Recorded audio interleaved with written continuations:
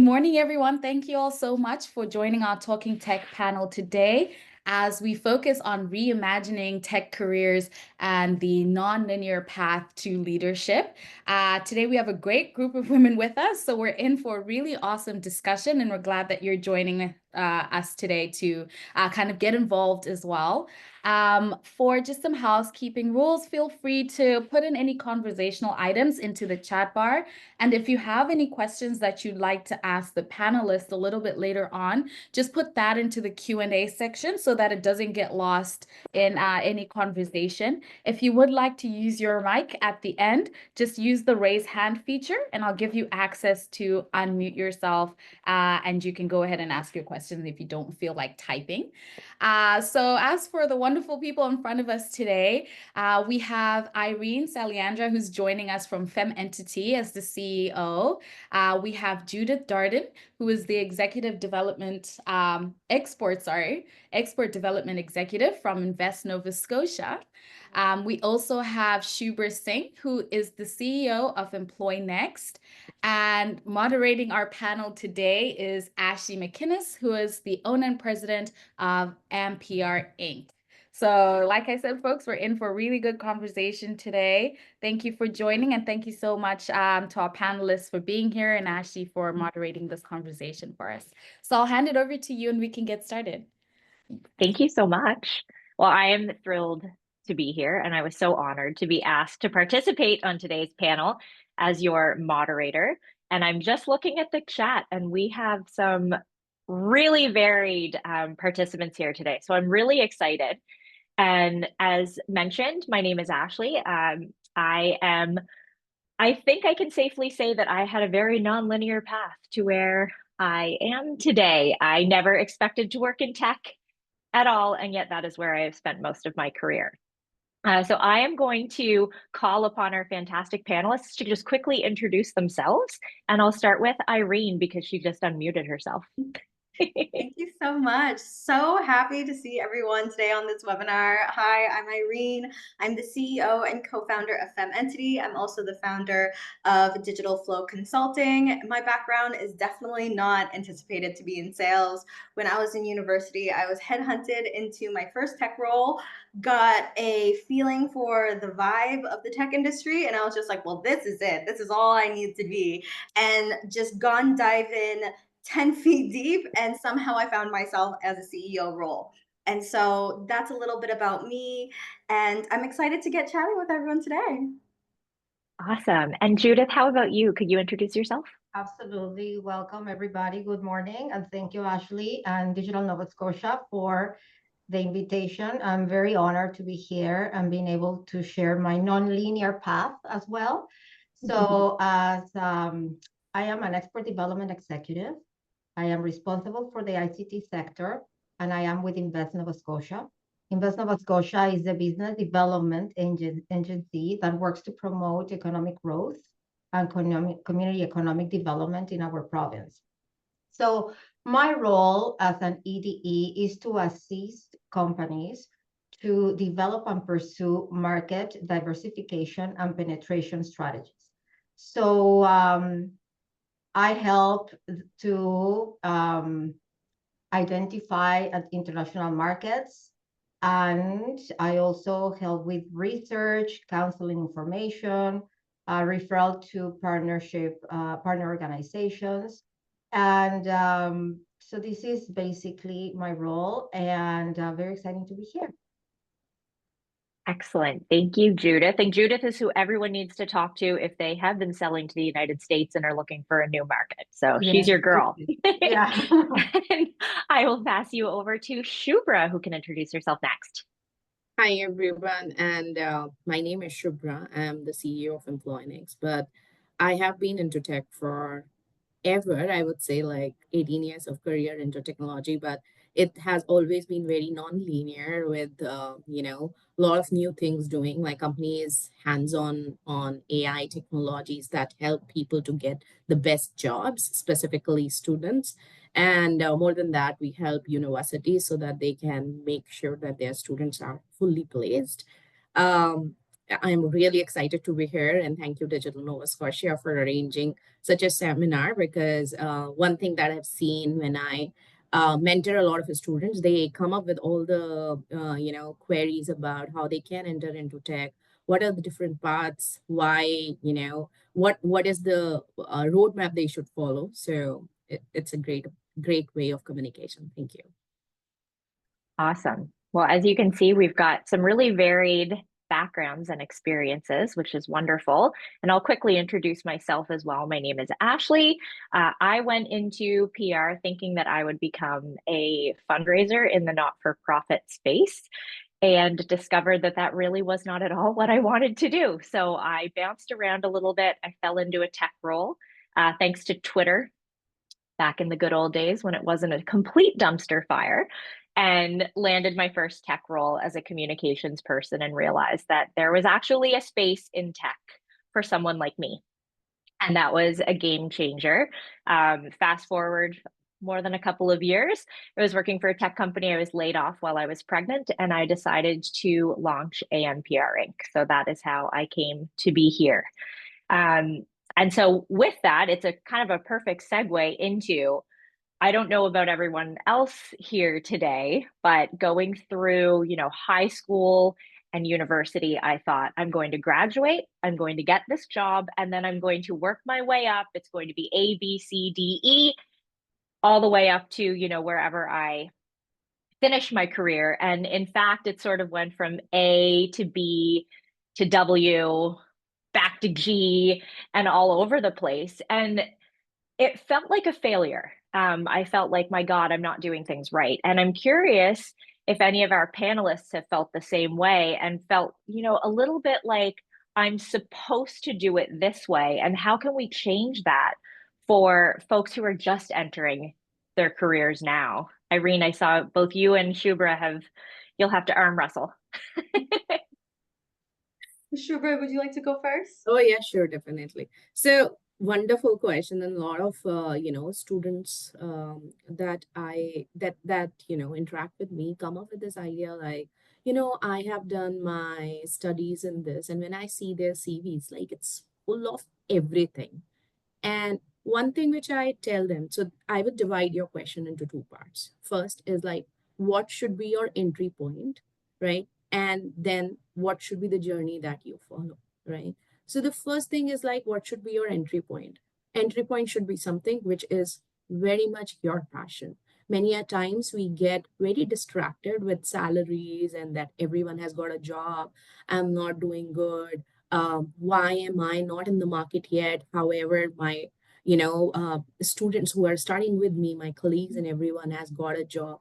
So no, focus on what you think is the best for you in terms of passion. And this passion will make your path automatically. And now the path, when it comes to tech world, right, it's already very surreal kind of. When I started back, we used to have just these desktop computers, laptops were heavy. The languages we used to code was like VB script, C++. Now you don't see those kind of things, right? Now it is Python. Chat GPT writes half of your code. I don't need to know SQL anymore, which I did long time back, right? So you have to keep on learning and enhancing yourself. If you really want to pave your path into technology, one thing, just remember, you have to be a curious soul. You have to be a student throughout your life. Otherwise, this market is the toughest market because people just come and then say, oh my God, I'm done with the studying and I'm not able to, keep myself away. Yeah. I would say my mom makes a joke of me even today. She says, like, you're always studying. What's wrong with you? Like, I am into a career where I can't stop studying because every 2 years the technology changed. Look at the chip, the way it has enhanced, right? Look at your mobile phones. You used to use those people coming from 90s when we were born, like we used to have those landlines, from those buttoned phone, the heavy phones, then mobile phones, then the pagers. We have seen it all. Like as you're mentioning about Twitter, before Twitter there used to be Facebook, then there used to be Orkut, if someone remembers that. So technology is something which has changed drastically from your phones to now the IVRs that we use, the Ray-Ban glasses that captures all things that you can see and experience. So things are changing and it will keep on changing this way. Thinking that I follow step A, B, C, D, and I'll land up a CTO job. Maybe by the time you are at B, you actually don't want to be a CTO anymore. You want Mhm. to be something else. And Yes. if I look at previously from a tech job, there used to be very simple sales in tech, marketing in tech, never used to exist. It used to be developers, architects, and of course, a CTO who would handle these guys. Then came testers, then came quality management, then came, even sales, marketing, digital marketing. So things have evolved. And being in tech does not mean you have to be a hard code coder. It is a way different world altogether now. Absolutely. Yeah. Cannot code. Not at Cannot all. code. And that is why there are no code, low code platforms for people like those who cannot code. And I always say that, why don't you go there? It's so Yeah. easy. You have to just drag and drop now to make a website, or even many platforms like Salesforce, ServiceNow, Microsoft Dynamics, SAP. You don't need to code. Excellent. Irene, do you want to jump in?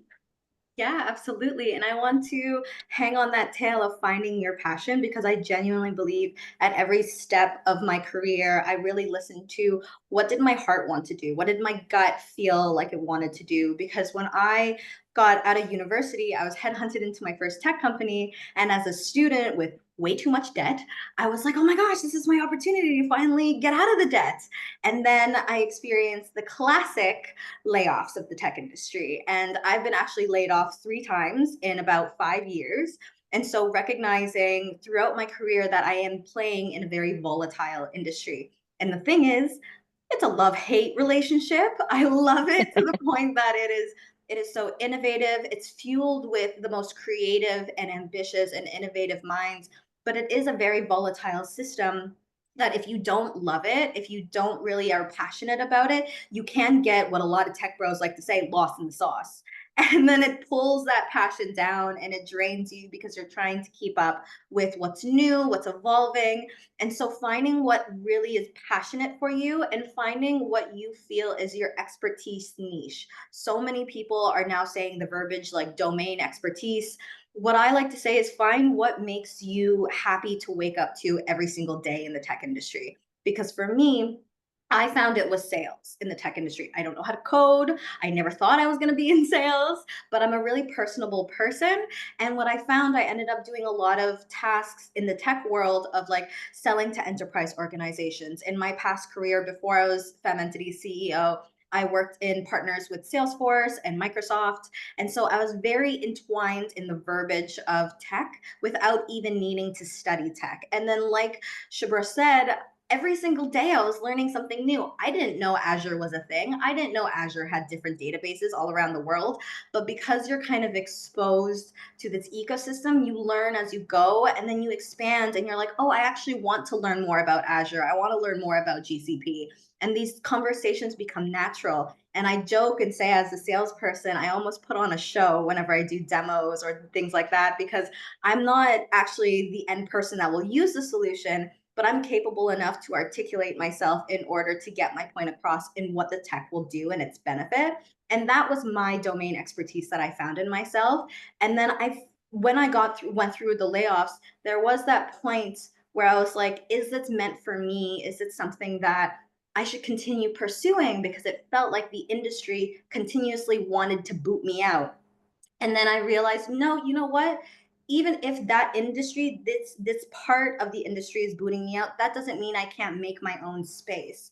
That doesn't mean that I can't start something that people won't love. And Fementity erupted because of the demand that so many women needed a reputable source of knowledge for women's wellness. And I kept trailing that tail of, okay, what does women's wellness mean to me? This is a place that I'm joyous about. This is a place that brings me passion when I see women are connected with other practitioners. Then that threw in my tech brain of, okay, how can I implement technology to help women reach the resources that we truly desire? And so my path was nowhere linear. Nor did I ever think of being a CEO of a tech startup. But it's that passion that continuously drove me day in and day out and still drives me today. Amazing. I love your story so much, Irene. And I feel very like I felt the same, like I've been booted out.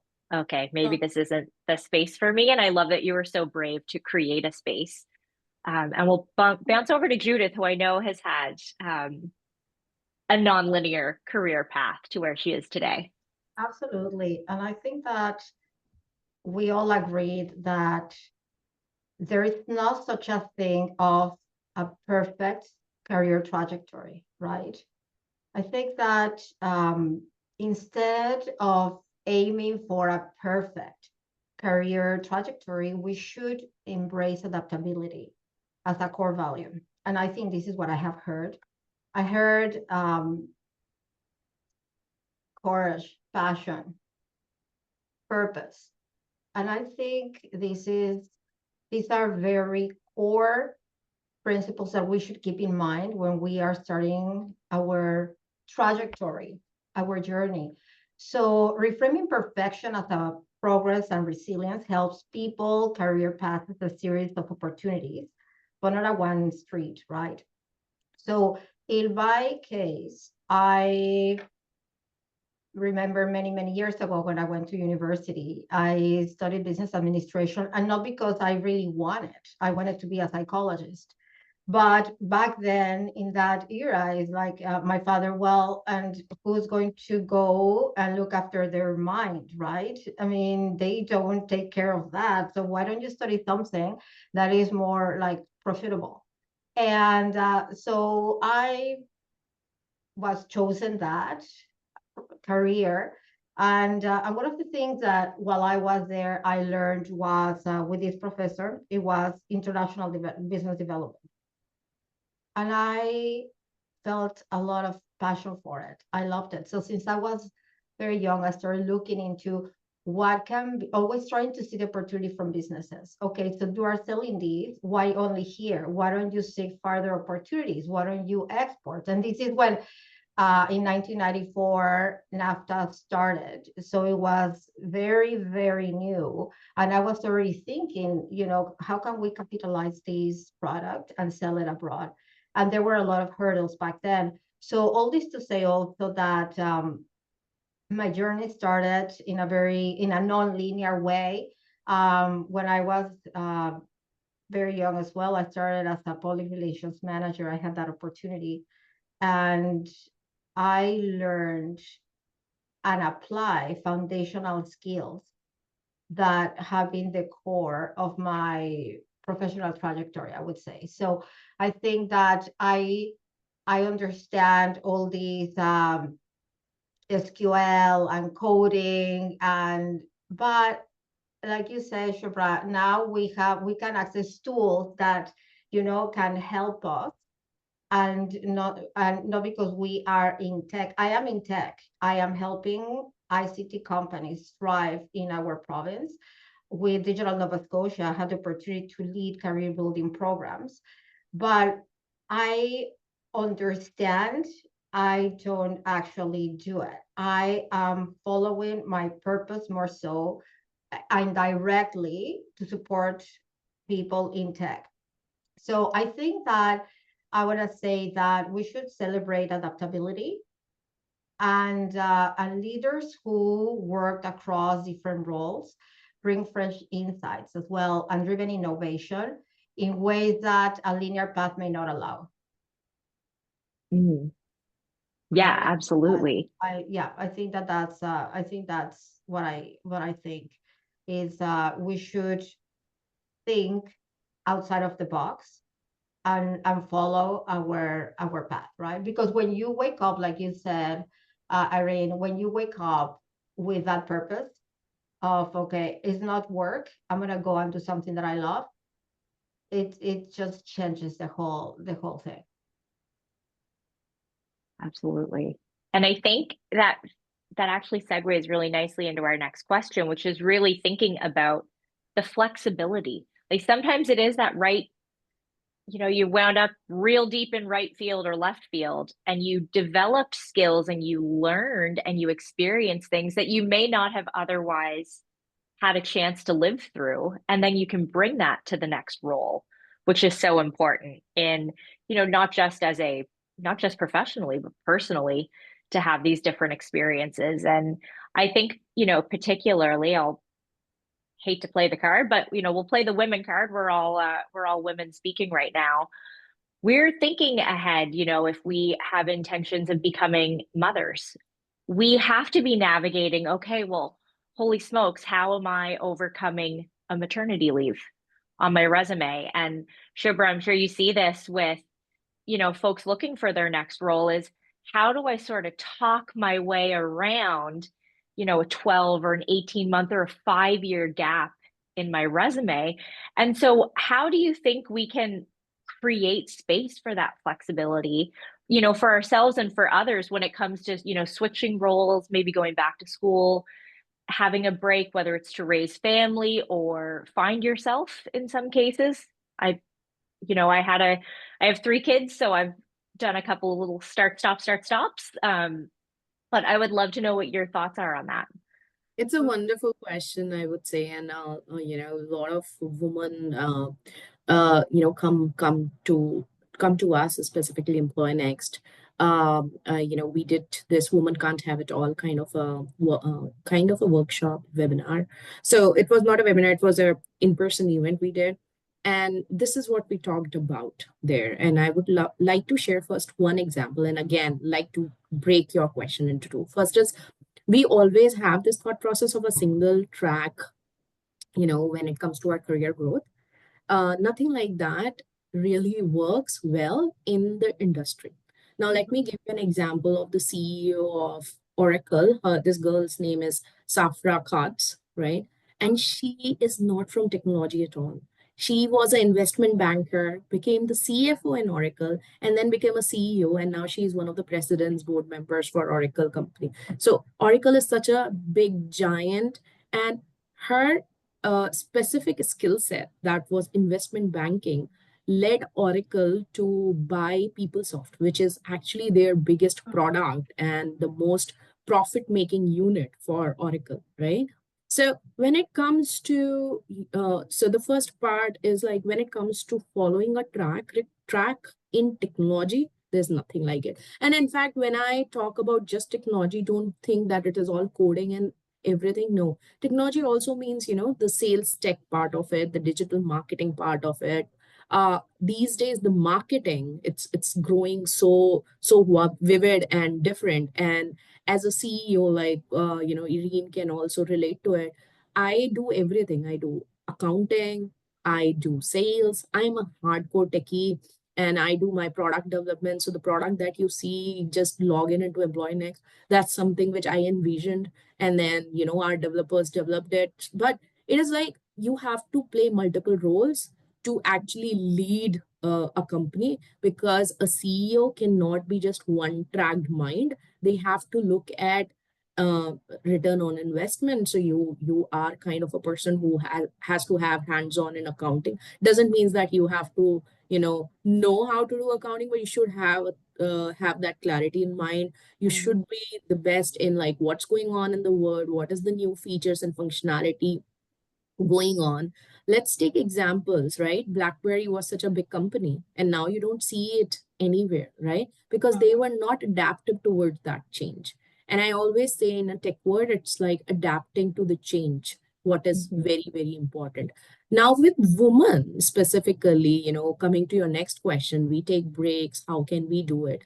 The problem with the companies, because I have been into, very senior leadership positions where I've hired people.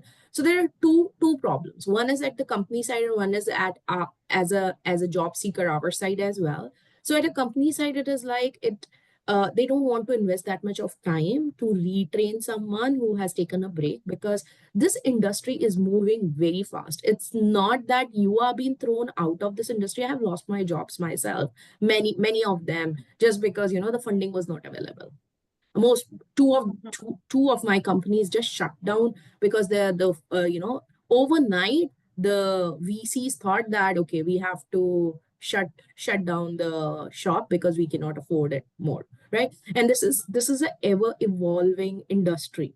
So if you are not, again, keeping yourself um, always into learning mode, not wearing that hat, it would be very, very difficult, because re-entering into companies, and companies like Microsoft and these big giants, they run specific cohort for women where they call women that join back workforce right after a break.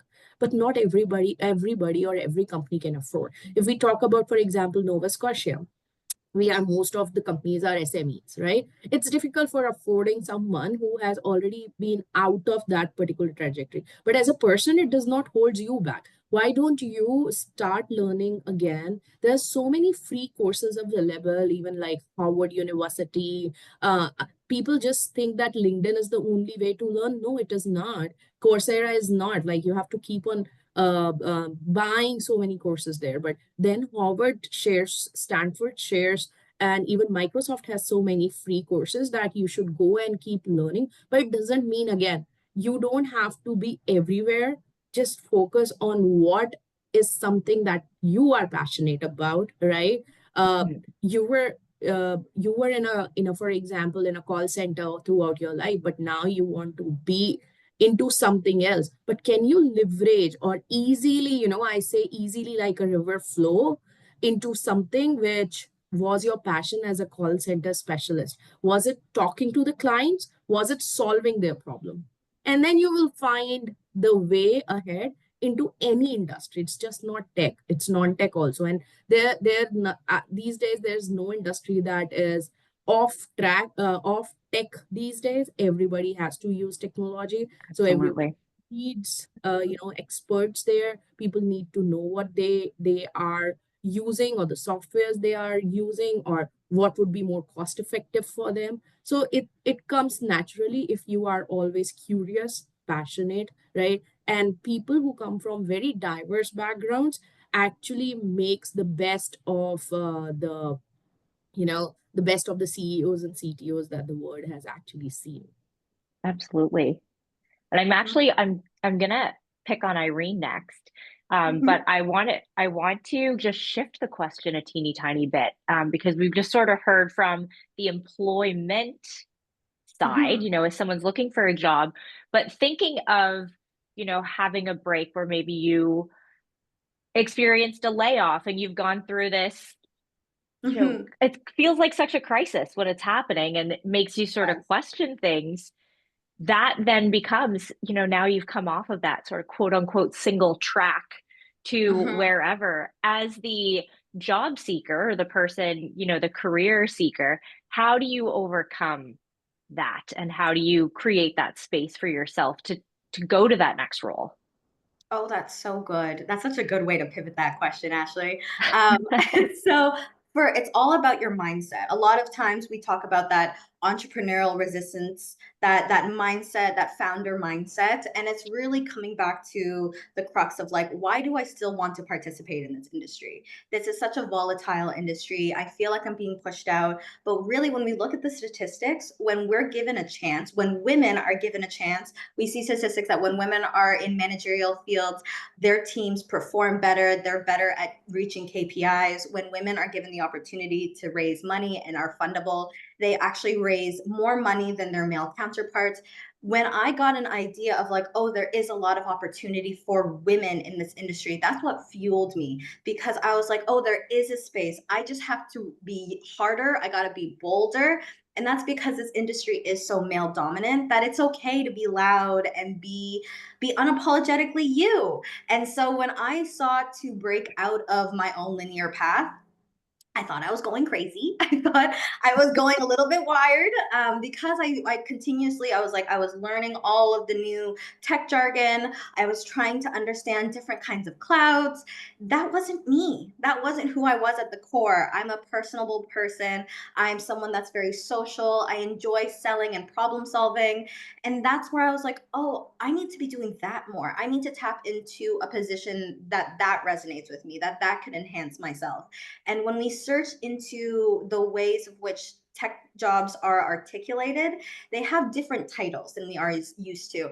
But it's those kind of shifts in our mentality that has really kept me going.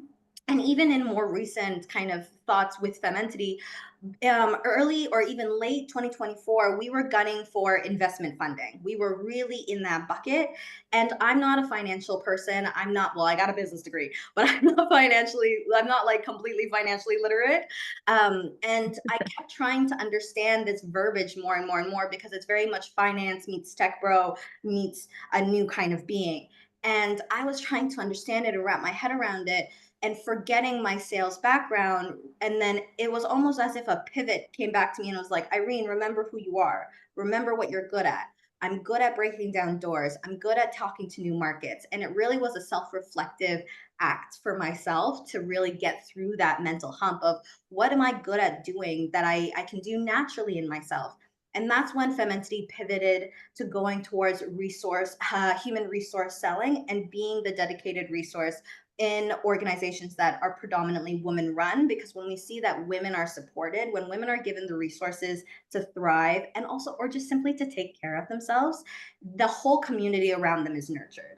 And that's what then pivoted me and then also trajected Fementity forward to having more users, more interaction. And so really when I reflect back at my journey of kind of pivoting out of these really lows, it was all due to self-reflection. I really had to take a strong, hard look at myself and be like, if I want to be in this industry, I need to be in this industry for me.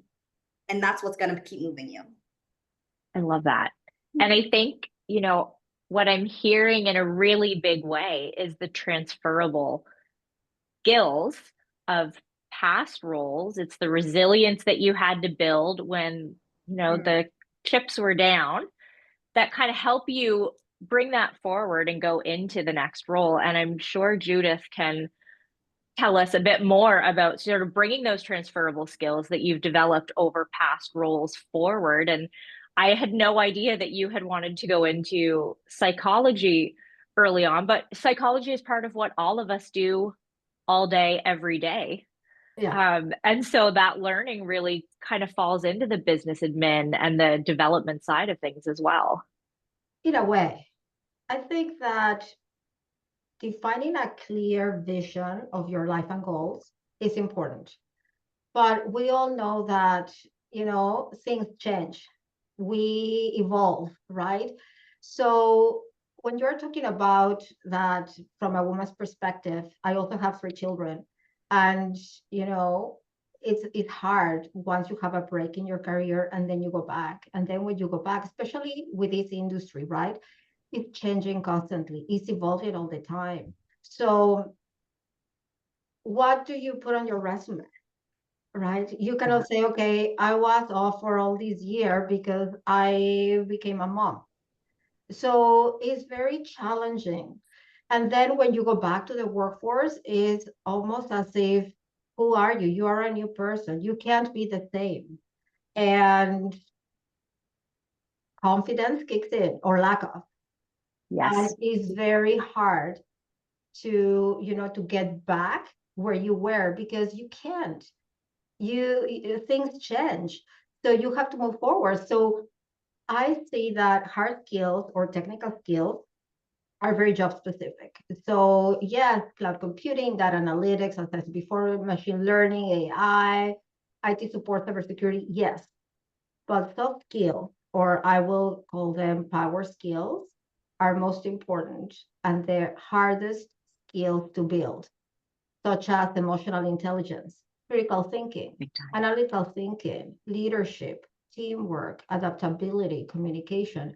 So you are talking about these very important skills that without, and I'm going to use this analogy that I read that really stuck with me.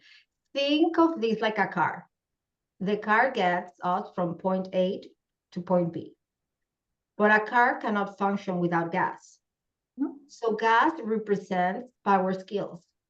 Without gas, the car won't run, right? So you may have all this knowledge in IT support, but without your core skills, your foundational skills, how are you going to work? So to your point as well, Irene, I think that with this analogy, it really stuck with me, because when I went back to the workforce, I started to realize that I could bring a lot of value. We have to see ourselves differently, right? It's not a competition. Who knows what, how many degrees you have. It's about embracing ourselves for who we are, right? Be confident of who we are, because we cannot be anybody else, right? So being your best self. So I think that also being very aware of your strength is very important. And absolutely, I definitely agree with the fact that nowadays we have a lot of tools that can help us as well, upskilling, reskilling, and they are available. They are free, many of these courses. But I think that before jumping into that, because everybody has that in my office, it's very important to see what is it, what's my purpose, right? What's my goal? Because if that is not aligned with what I want to do, we are not going to do it right. So I think that's important. Alignment, big time. Yeah. And I'm working with her name is Jen Warrington, and she's fantastic. And she talks often about gaining that, like, you're all nailing it. So like right on the head is the clarity for who you are and who you want to be in life and in your career, and then aligning your values and your passions and your interests and your goals with the career choices that you're making. And it can be really hard to do that. I think, Shubra, you had said before, it's like we get stuck on the salary piece. Or Irene, we're coming out of university, we're up to our friggin' eyeballs in debt, and we're thinking, how do I get the six-figure job? And then you may find yourself in the six-figure job and you are like dragging your butt to work every day. You're not enjoying yourself. You're not feeling passionate. You're not developing your skills or growing as a person or a professional. And so it really does come back to that alignment, feeling passionate, thinking about what skills you do have and how to leverage those in your career. And I'm going to Sorry. Go ahead. Well, I just want to add something. Yeah. I feel also that it's very important for us to realize that it's not us to make our resume perfect for that employer. I think it's the other way around. I honestly think that we have to see, okay, who I would like to work with, because this is all I'm offering, right? Like, Yes. I'm enough. So, okay, who is the employer that shares the same values? So I think that us women, I think that, and I think overall we have to change the shift mentality to, okay, what are these companies that share the same values that I have, right? So you're talking about alignment. So I think that by changing these, I think that we can make a big difference as well. Definitely. I will share the best piece of advice I was ever given as a job seeker. And I would like anyone who's currently looking for a job, heading out for interviews, to keep this in your pocket. You're interviewing them too. They have a need for that role, and you get to interview them and you get to ask them the questions, because they need to be good enough for you, period. And when we'll jump into the next question here, which is around failure and reinvention. But if you are going into job interviews and you're getting, the thanks but no thanks, or one of my girlfriends calls it the PFO letter, which you're welcome to look up what that means. I won't say it. But if you're getting those, it is not a failure. It just means that that role was not the right role for you. And you get to interview those employers just as much. So I love failure. F is not, fail is not an F word in my house. It's not a 4-letter word. It is a catalyst to the next great thing. And I think when things go wrong, we've lost a job, maybe we've gone through a breakup, something bad has happened, personally or professionally, we have this awesome opportunity to sort of look in the mirror and say, who do I want to be? So I'm curious if any of you have, an experience that you went through something really hard and then you said, no, this is the fire under my tush that's going to light me and take me to that next amazing step, and how people can embrace those, for lack of a better word, shitty situations and have them be great afterwards. And I'll let someone jump in, whoever wants to go first. I feel like I could go first for this one. I do want to start off. A quote that has kind of trailed with me throughout my entire career is, "What's for you will not pass you, and if it passes you, it's not for you." And that's something that I have just had to drill into myself in the lowest of times, because sometimes it's like, I wanted that when I was 26. This was a manifestation that I had to myself. I said, when I'm 26, I want to reach six figures. And I did it. And I was at my most depressed moments of my life. And then again in 2020, this kind of the catalyst to Fementity. Like everyone else, I was experiencing, that isolation, that depression, but I also experienced an autoimmune flare up from my head to my toe that caused me to go to the emergency room 3 times in a month and a half just to be dismissed. So amongst all these things, I'm trying to find a job, money's tight, I can't see my mom, and then I'm not getting help with the healthcare. It's that feeling of I'm not finding my opportunity, but I knew that if it was meant for me, then it would be coming to me. It would be something that is meant for me, because I know I'm a good person and what I'm putting out in the world is good. So whatever opportunity comes my way, it must be meant for me. And sometimes we go on this ideology of this linear path of like, I need to make the six figures. And when I did that, I found myself just working the sales rut. And I wasn't happy. I wasn't content. And it took me to really get to a low place of being dismissed by the healthcare 3 times to being like, this is it. This is the thing that's going to drive me for the rest of my life. It's going to make sure that no other women feels this hopelessness that we have in our systematic system. It's that passion of there's a difference that I can make because I've experienced it, and I want other women to know that they're not alone in experiencing it anymore. And it's that kind of resilience through failure that I feel makes women even more empowering in workforces, because we do amazing things with our minds, with our bodies. And then when we come out victorious, we're even stronger to go through the next challenge, to go through the next thing. So for me, as I go through my building a startup, no's are just part of life. Now, no's is actually, especially in sales, if anyone in the chat is in sales, or if anyone has ever done a sales role, you know that no is almost 80% of what you'll hear. And what I actually tell a lot of my teams when I was building BDR teams is, you want to hear the no. Because if you receive a no, then you know at least you're one step closer to the yes. And that's the kind of mentality we have to have when we're going through these really turbulent cycles. Is if we received a no, hey, that just means the email worked. That means it's on to the next person that we have to They talk to. opened that email. Yeah, they responded enough to your email to say, PFO. Yeah. And then from there, it's like, okay, we can pivot, we can understand what our next direction is. Even with Fementity, if anyone has started a startup or even starting a new business, customer discovery is so key. And that's that same mindset of, if we can hear where the no's are, we can get closer to that yes. And that's what's really, Yes. that's what I feel keeps a lot of people going. I love that. Yeah. Yeah, I actually, that's such a great way to reframe what could feel really disappointing. Mm-hmm. And yes, if my kids were here, they would tell you they also hear no a lot. Shubra, I'll let you jump in. I know you had an answer ready to go. Oh yeah, definitely. So what I am an avid reader. So one of the books recently I was reading was this Worthy, and it's a beautiful book I tell people to read.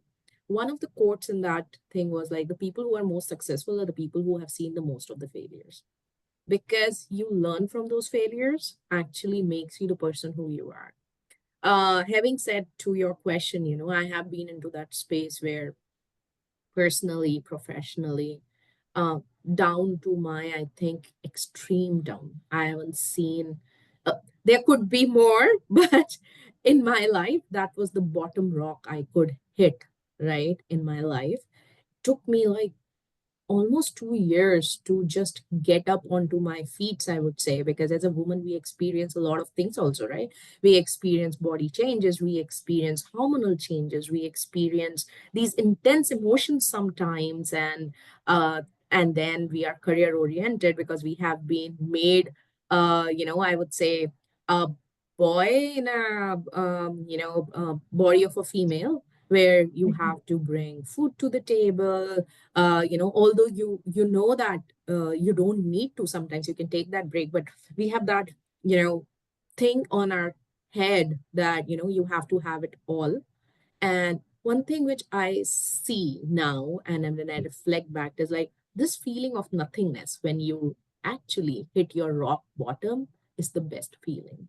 And that is where you can define yourself as a phoenix coming back. What do you now want to be? Because it's like all gone. Everything has been already, gone. Now whom do you want to be? And one important thing I would say in my own career that I learned, because I was in Samsung for many years, and I really give Samsung a big credit for that, was like, only thing constant in this world is change.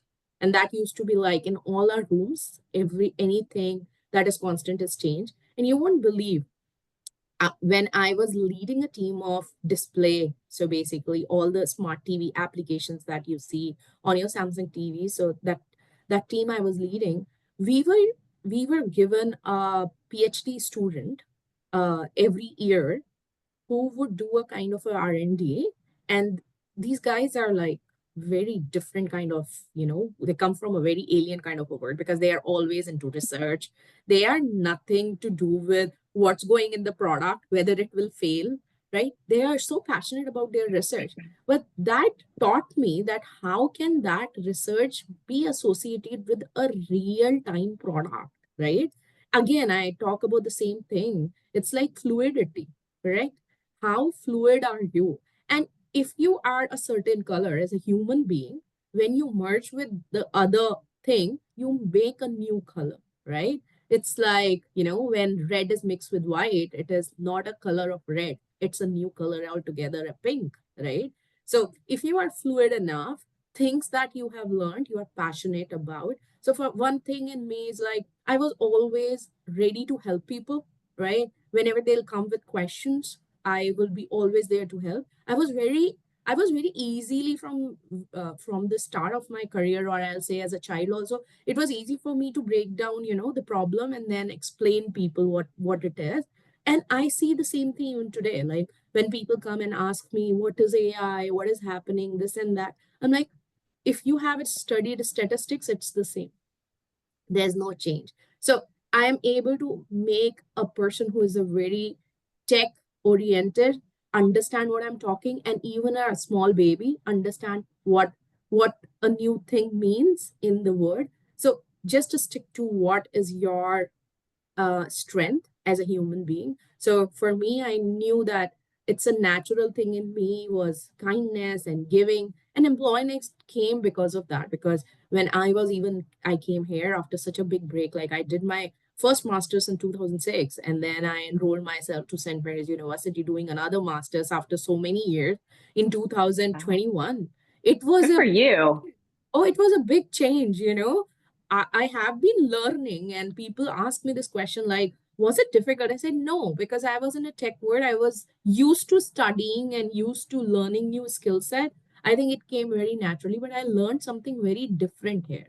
How to make businesses, how to do that, how to do, cash flows. I was never an accounting person. I was okay, I was good as a number person, but accounting was, and still it is not my cup of tea, right? So if you are fluid enough, you know what is your strength. So Employee Next came into being because we wanted to help, right? Help people to navigate into career. Naturally, I was good in it. So we started this particular thing, and we saw that there's such a huge gap. So always follow what passion you are, and then you will be able to find the purpose of your life, right?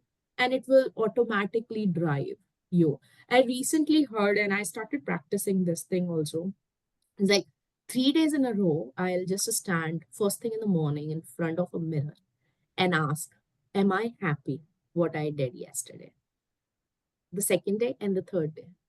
In a row, if the answer is for 5 days a no, there is something major I need to change. Why am I not happy? Why am I not content?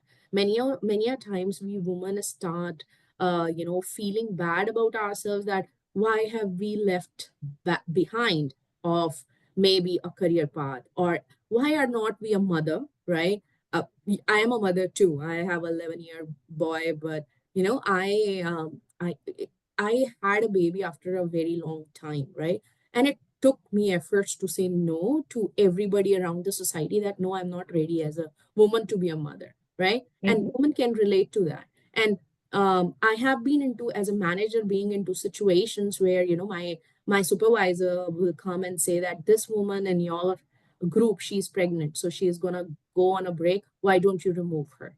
I'm like, I took a stand for them, right? Because there was no one who would have taken a stand for me. But I knew that I have gone through that pain. So why not me? So the change starts from yourself always, right? If you would see that in a ocean, a drop of water is very tiny, but that drop of water is very important, because multiple drops makes an ocean, right? Absolutely. Love that. And Judith, what about you? Have you had any experiences with reinventing yourself over the course of your career? Reinvention has been the story of my life. Love it. Yeah, so I, like you, actually, I don't think we need to see failure as something negative, instead of seeing it as a learning opportunity, um, an opportunity to grow. Without falling, we will not have the opportunity to rise. So that's something that I always keep in mind. Um, Women in ICT and overall should see career transitions and as part of growth rather than setbacks. So for me, I have gone through a lot of reinvention overall, throughout my life, really. But I think one of the most recent ones was during COVID. It was definitely a catalyst for transformation. It was a time where I had been thinking maybe a career change. And when COVID hit, I think it was for me the best opportunity to take time to reflect. So, as I mentioned before, I was not keen to go to do business administration, but I did. But this particular course really changed my life. And I had always been very interested in international trade. So I have been very interested also to done the certification, the CITPP.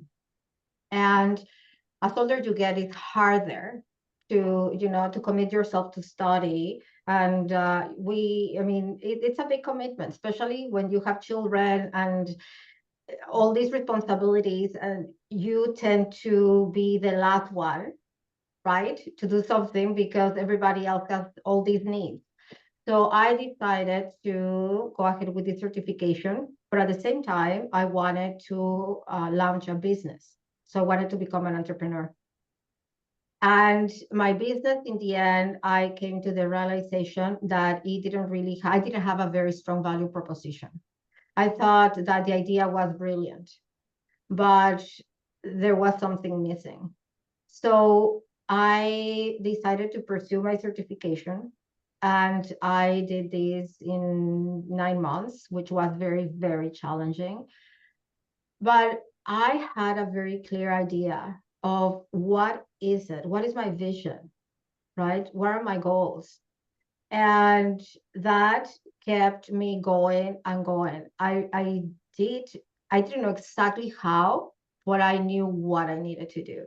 So, and this is something that in international trade we're seeing now. Companies need to pivot due to regulatory changes, supply chain disruptions, shifting markets demands, tariffs, and we are seeing in real time a lot of changes, and the same principle applies to professions. So if we are able to adapt to circumstances and see the opportunities, I think that's a win. That's a win-win. So in my situation, I had the opportunity to have this vision. Okay, what do I want to do? I have been waiting all these years to pursue these, and I put all this energy into something that really moved me and that I feel passionate about. And I love what I'm doing right now. And it hasn't been easy, but it has been worth it. And I think that's the difference. So I feel that we should not be afraid of failing. We have to see it from a different angle and see it as a great opportunity to grow. Absolutely. Yeah. I mean, we're all going to come into ups and downs That's definitely. throughout our careers and our lives, but it's really about what we take away from those experiences that kind of shapes what the next chapter looks like. And now I want to talk a little bit because I know that we're all busy. You all have many different aspects of your lives between business, friends, family, pets, activities, hobbies. And this is one of my personal pet peeves is this idea of balance. Everything is just perfect and I clock out at this exact time and put my feet up and enjoy my personal life. So for those listening in, I'm holding my gigantic water here because I screamed so loudly at a hockey game last night until 10:30 p.m. that I lost my voice. I came home. I was like, I won't be able to speak tomorrow. So I have 3 kids. I have a dog. I like to move my body, go out running, go to the gym. I'm running a business as a solopreneur. And some days it feels like I could have a whole extra 24 hours in the day. And I feel pulled in a lot of different directions, as I'm sure you all do as well, with wanting to do all of the other parts that light you up in your life. I would love to know sort of how you have let go of that feeling of needing to have, quote unquote, work life balance and how you might be doing something a little bit more sustainable to manage all those different responsibilities. Shubra, how about you? I can go first. So, early on when I became a mother, I would say like in my brain, I juggled a lot. Like you have this feeling of, as a mother, you're always having this guilt feeling. Oh my God, I have this, and I'm talking of back the years when, because my son is now 11. So it's like we used to have maternity leaves of just 3 months. Okay. And then you have to be back at work. And okay, I increased it to 6 months but leaving a 6 months baby alone, it's very hard on a mother mentally. It just, I don't want to use the F word. It does that with your brain, right? Yeah. And then work is work. You are expected to work as much as your male colleague because no one understands that you're pumping out milk, right? Going in the bathrooms where they don't consider making a nursery, or they don't understand that you might have those food cravings, or sometimes, suddenly you have a mood swing because, the hormonal imbalance is still there. So it's very, very hard, difficult.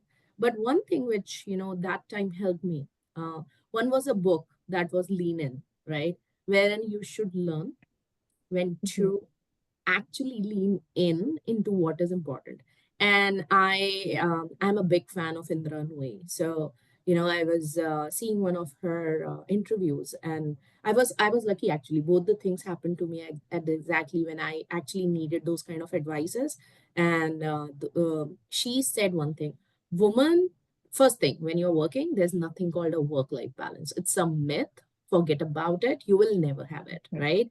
And if you try to have a business, make sure you are a very, very strong head person and you're very strong at your heart, because there would be days which would be thankless for you, right? And you would be the most underpaid person in your own company, and you would be doing the maximum of the work, right? Because there's nothing called a no that you can say. So she said that women are the best jugglers. So when you juggle which ball is falling. So is it the kid? Is it the family? Is it, your career? So you have to juggle it, and that is what makes you the best person, right?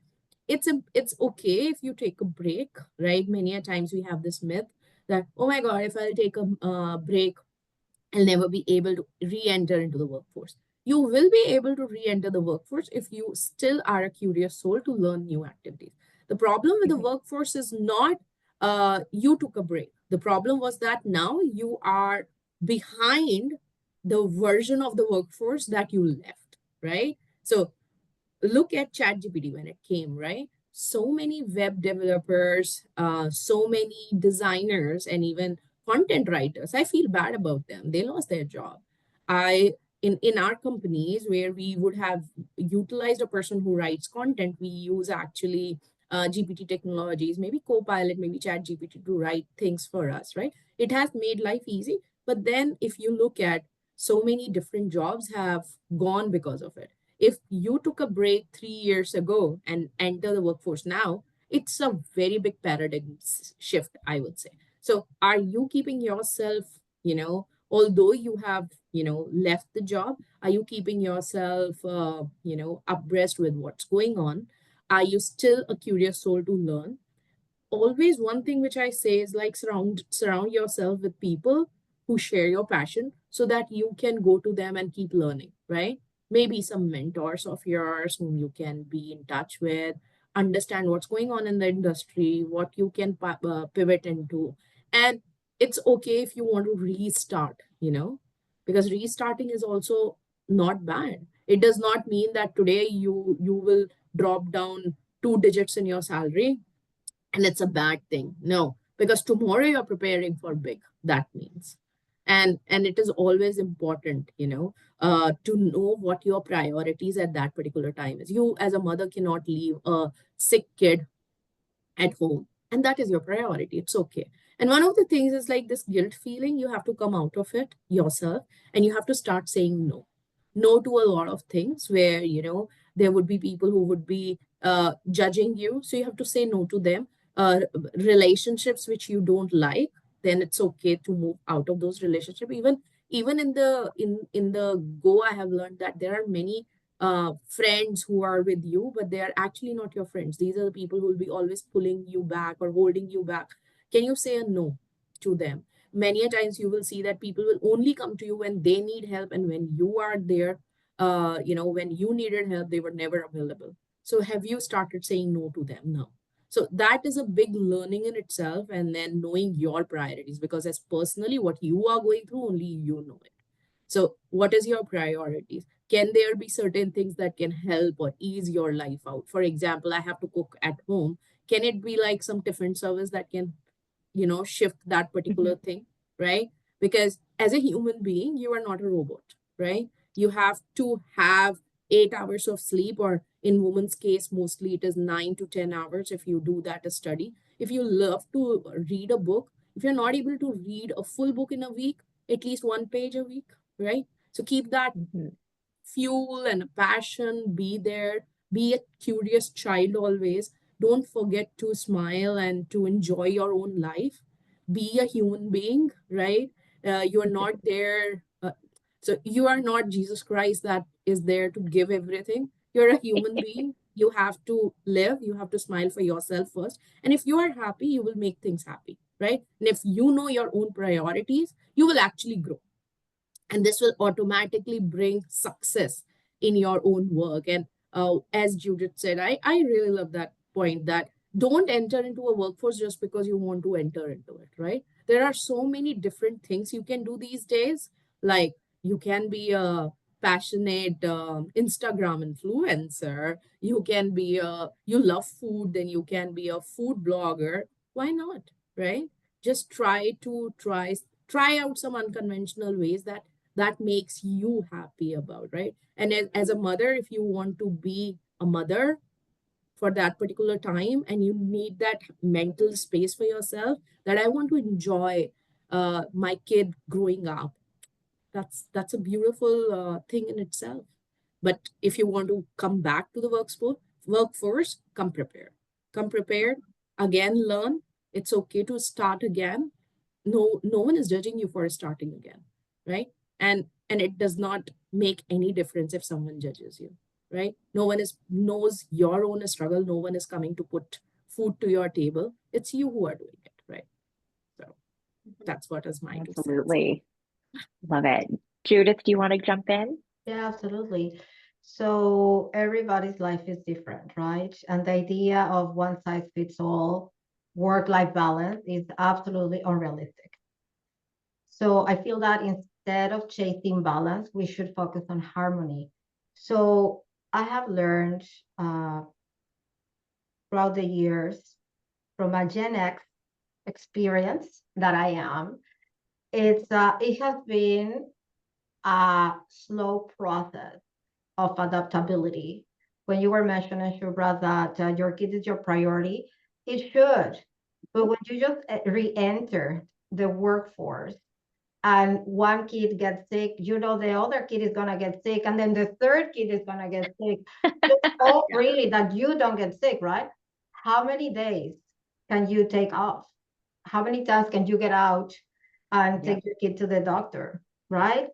So it's I think that we have to be once again very clear as of how do we envision our life to be, right?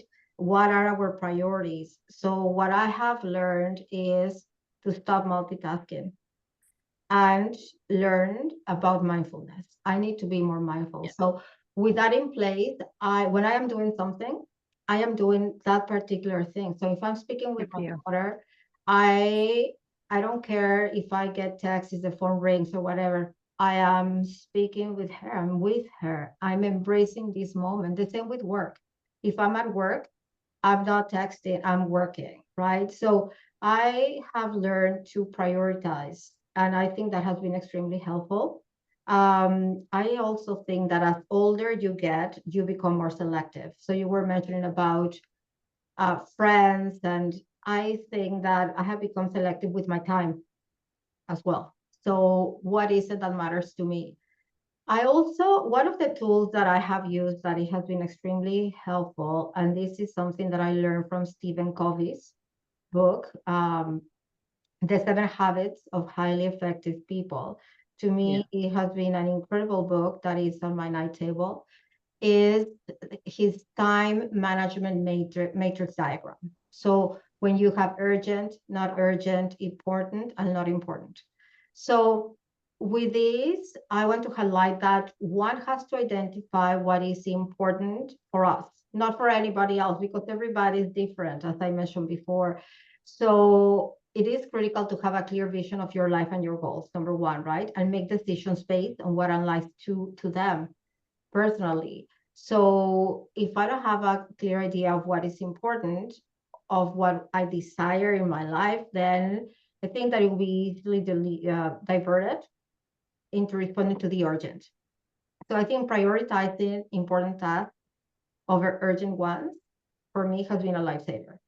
So Mhm. I think that aligning my work with my values and interests is something that is important to me. And as I am saying this, I was speaking yesterday with my family that I said, okay, I have to go now because I need to practice French. But mom, why did you decide to take this on now? Right? Because once again, as if there is not enough.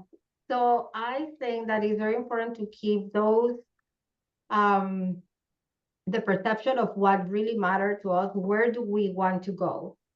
Right? Where are we heading? Because we're gonna be absorbed with a lot of distractions. Mhm. So just keeping that in mind. So living a harmonious life, I think, is important, and just keeping those checks in place. I think it has been my lifesaver.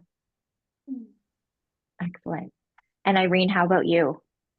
Oh goodness, I feel like the woman nailed it on the head so well. So I'll double up on that. But I'm not a mom, but I own 2 businesses, and I often feel that kind of pull in like which way to go. And I asked my mentor a while ago, like, what should I do? It doesn't look cute when the owner of a wellness brand is burnt out. Like that's not the brand. That's not part of the brand. And he said, when choosing wellness, when choosing balance, that means you're choosing yourself. That means you're choosing to be selfish. And that's okay. Because a lot of time, women are the ones, like everyone said, we are the cooks, we are the cleaners, we make sure our kid is showered, and we go to the latest hockey game I've ever heard of, apparently. But then we come back to ourselves, and when our cup isn't full, how can we pour into other people's cups? Mm-hmm. And so when we choose to be well for ourselves, when we choose ourselves, that is selfish. And wellness and being selfish is self-care. And that is okay because you have to take care of yourself. And in kind of being that business owner that chooses myself, that means I choose to delegate what is not needed or immediate for me. That means I don't sit on every single meeting that my team has. They just send me updates. That means I get to use the word no, just like other people get to use the word no to me, and I get to use it more frequently. And that's okay too. Having all of these kind of mental shifts around, no, I want to be there all the time, I want to always be in every single nook and cranny. You can't. And you have to figure out ways of which you can be where you're needed. That the box that Judith mentioned, I use that so much in the early days of Fementity, just kind of figuring out the foundation of what my day-to-day needs to be. And now I've gone into a groove of, okay, I'm picking myself, I'm choosing to do these things because that's where my time is most valuable. And then I have a team or a support system or a family that is able to support me in the ways that I can't show up in. And that's okay because they're recognizing that I am at my capacity with what I'm doing and they're stepping in. And those are the people that you can resonate as like, yep, those are the people that are for my team. Because I've also seen the people that you try to tell that no, and then they're just like that energy vampire, like Shruba mentioned, of like, you have to let them go. Because if you can't pick yourself and if they can't recognize that you're picking yourself, they're not for you. And that's okay Mm-hmm. too. So that would be my take on balance. It's just not a thing in the world of entrepreneurship, but it's prioritizing you. Perfect. Yeah, the thing I'm most struck by is how different everyone's life is and everyone's approach is. And I think something that I grappled with a lot, especially when I was younger. So my oldest is 15. I usually hear, "You're not old enough to have a 15-year-old." And I say, "You're absolutely right. I am not." I had him when I just turned 22. We grew up together. My oldest and I really grew up together. And one of the things that I was told really early on was basically kiss it goodbye. You're choosing to have this baby right now. Well, you're not going to get to have all of the other things you want. And I think as women, particularly, we feel like we're grappling with I want to have it all, but I can't. And what I have done over the years is remind myself I define my all. My all isn't going to be Irene's all. It's not going to be Judith's or Shubra's or Joe Schmo down the road. We don't have to have the same all, but what lights me up is sitting at a friggin' hockey game at 10 o'clock at night, screaming until I'm losing my voice, but then coming home and finishing the last couple of emails while my son's showering and getting himself off to bed. So as we start wrapping things up, we do have a question in the chat that I would like to float up, and whoever wants to grab it can go ahead. But we have a question that says, with the introduction to AI, how do I make sure as a job seeker I'm adaptable to AI, and how do I showcase it? I feel like this is tailor made for you, Shubra. Yeah, so many people have a fear of what AI holds in the future. No doubt about it. It has, whatever the company says, one side it is enabling, but the other side of it is like it is taking away a lot of jobs, right? Not everybody is blessed enough to have studies, right? Just look at people who come from poor families. They cannot afford their university degrees. Yeah, AI has definitely, or robotics have definitely started taking away those jobs. But as a student, when you are talking about you can study yourself into AI, you can showcase things. Now, AI in itself is vast, right? So when people say that, talk to me about like, oh, we are into AI, what AI are you talking about? Are you Mm-hmm. talking about simple predictive analysis? Are you talking about augmented reality where you are working with image processing and things? Are you talking about natural language processing, right? So again, what part of AI, because data analytics and data engineering, cleaning up data, there's so many pieces to it. What part of AI do you want to enhance your skills into, right? Removing the nuisances that the data has given us, right? And in fact, these days when I talk to people, one of the biggest thing that I tell them when they come to me with some idea of implementation of AI is that, you know, AI in itself has a lot of biases. And as a company, as Employee Next, when we are working on something where we can remove those biases from people's head, so you have to make sure the models that you are choosing for AI, are they unbiased models, or are you making some implementation of yours in a way that, you know, you are making it unbiased, or you are keeping a complete eye on it, what is the output being produced. So if you are able to study about AI, right, you have to also study about what part of AI are you more passionate about. Is it like the security side of it? Is it like removing the biases? Is it like data cleaning? Is it something related to natural language processing or something? So um, just go for it. It's again very vast, right? In AI also now people have started selling specifically AI products. So that sales is very different. Marketing an AI product is very different, right? You would have seen like for that matter, Copilot or ChatGPT marketing themselves in a very different way. You use Canva so much these days, everybody, but you don't realize it's a full-fledged AI tool. And the way Yeah. Canva marketed themselves was very different. And one thing which I really love about Canva is like this girl, when she came with the idea of Canva, there were so many people who rejected her idea. And it was, I think, the hundredth person she met with the idea, recognize the importance of that idea. And now that's all is the history, right? Canva is so successful as a company, but it's again a AI platform, very different. The way they market, the way they sell is different. The coding for that is very different, right? It is more of the UI elements. So you have to make sure that what part of AI it is. Nowadays, a lot of work is happening on reducing the cost of running these models, right? So again, you're using so many servers. So Azure has its own AI, tools. I say, and then when you use those, for example, Azure or AWS Cloud, how can you reduce, the cost of those models running on that cloud? So there's different part to it. What part really you think that you are passionate about, a problem that you are passionate about solving, or you love to talk to people about, always try and choose that. Yeah.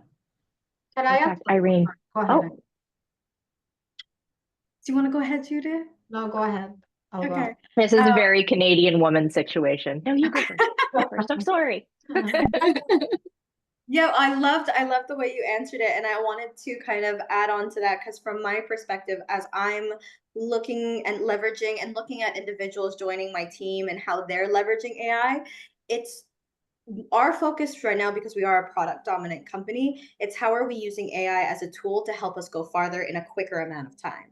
And whenever Mhm. individuals on our team, like especially in our marketing team and our head of partnership, our dev team is working constantly with like the low code, no code tools in order to get us to an app faster. But what really shocks me sometimes is these new AI tools that come up in the marketing, sales, in the operation sense, that before would take 3-4 people, are now we're now able to create full systems, full competencies in a shorter amount of time with these tools. And so being able to articulate and comprehend how to use these tools to scale faster, to grow at a quicker space, and understand the ROI of using the tools as opposed to someone working X amount of hours. Being able to see, okay, I am replacing a person, but because I am replacing a person, I am adding value with my understanding of how to leverage this technology. Yeah. That is the positioning that I'm seeing a shift in the workplace. It's not so much, okay, we need to build or hire 20 devs in the team. We need to have 5 devs that are very, very good at using these specific tool sets in relation to AI to scale faster. I need to hire a marketing person that understands the concept of the marketing strategy that we're getting, but also understands and is competent with the AI tools that we're trying to surround her with to scale quicker. In the startup world, in my world, that's kind of where I'm really headed. Of these are the new competencies that I'm searching for people to join my team, and I see that as a trend going forward too. Right. And Judith, you can jump in. Yes, I just want to add to that, Irene. I think we have to be very clear that we, of course, have to be updated with all these technology trends, right? But AI is not going to replace human capital. It is not. So that's one of the things, as you mentioned, I think that we have to see AI as an assistant, as a tool, right? And if we apply this rule that I just learned the other day, 10, 80, 10. So you do the first 10%, meaning that you need assistance with an email. So you draft ChatGPT, can review it, enhance it, and then the other 10% is you look at it, you review, you make sure you add your own wording, and it's good to go. Love that. So when you adaptability, it's like if you implement this rule 10, 80, 10, I think that that's a win-win, right? Mm-hmm. Yeah. And yeah, also, sorry, another thing is that, I mean, in terms of looking now under this, new technology world, I think that let's not forget our power skills. Foundational skills are critical, right? So let's continue working on these core skills, because those skills are never going to be replaceable. Absolutely. Yeah. I use AI often in my day-to-day because I'm one person and I need to create efficiencies where I can. And so my advice would be find tools that you think you might be using in a future role and get really comfortable with the AI component of those tools. And then you can speak to how you're creating processes in order to be leveraging all that is available. But I would also caution that sometimes I feel like AI is becoming a bit of a buzzword. It's kind of being slapped on things like our AI powered, and it's like, okay, yeah, it's got some machine learning in the background, but it's not, a robot coming in and doing things. And we do have time for one last question. And this is a fantastic question that says, considering the changes happening in our field and the need for professionals with the ability to adapt and work in interdisciplinary teams, which I think we're really seeing, as layoffs continue and people are wearing many hats, what would you say are some of the skills, power skills perhaps, that are really going to be critical for new grads who are looking to enter the workforce in the next 5 years or so? Ooh, that's such a good question. Yeah, it's a great question. Good question. So I can go first with it. Like two things which have always helped me out is like adaptability, right? And learning. Unlearn. Learning is important, but unlearning is also equally important. So whatever you did in the past, the way you did it, maybe the future do not hold for it. So you have to unlearn those things, learn again, and always be very, very adaptable to, always remember this phrase, which I have always constant in my mind. Change is the only thing constant, nothing else. Yeah. Love that. I'll go after that one. My favorite things to ask whenever I'm joining or someone's joining on my team is, how do you like to receive feedback? And how do you like to learn? And how do you like to communicate? Those are the three things that I always like to ask. And some people, and you can kind of get a sense of when someone hasn't received feedback or they don't know the question yet, then I ask, well, would you like to experiment with what works with you? And that's kind of a way of their own personal development journey. But getting in touch with yourself and like, how do you want to receive feedback via email? Do you like a one-on-one chat with your manager? Do you want to receive the message, sit with it, mull over it, and then come back to the conversation? There's different ways. And I think that in understanding how you communicate and how you can receive feedback is ways that we can better work together in teams, because that's just naturally going to come up. And if you're able to say up front, actually, I learn best if I take the time by myself and then come back with questions. Or it's, you know what, here's my brain dump. Let's organize it on the call, which is generally mine. But that's what I think is really helpful as I've been building my team. Awesome. Judith? Yes, I think that coming back to foundational skill, I think that emotional intelligence, right, is very important. Team building, collaboration with your teams are very important. So building relationships is something that we should not forget. With that comes communication, analytical thinking and critical thinking are two skills that are very important in any sector, but also I'm going to say for tech, I think those are critical.